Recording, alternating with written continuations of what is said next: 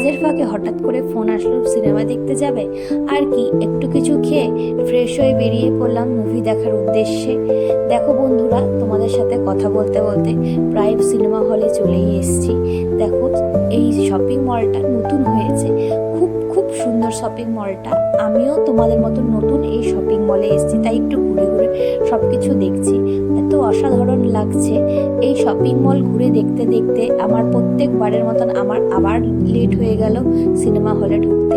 তাই তাই তাড়াতাড়ি করে গিয়ে নিজের সিটটা খুঁজে ভাবলাম কিছু খাবার নিয়ে নিই। কিছু খাবার না হলে তো আমার আবার সিনেমা দেখতে ভালো লাগে না। যাই হোক বন্ধুরা, সিনেমাটা যখন দেখা শুরু করলাম, অসাধারণ সিনেমা। একটাই কথা মনে হচ্ছিল, কত কত বীর সেনারা আছে যারা আমাদের স্বাধীনতার জন্য, আমাদের সুখে থাকার জন্য নিজেদের প্রাণ দিয়েছে, নিজেদের পরিবারের কথা একবারও চিন্তা করেনি।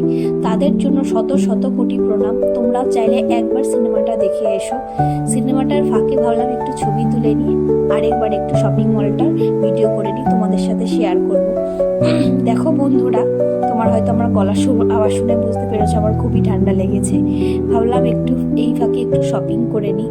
শপিং করে বাইরে ডিনার করে বাড়ি চলে আসলাম। গুড নাইট বন্ধুরা।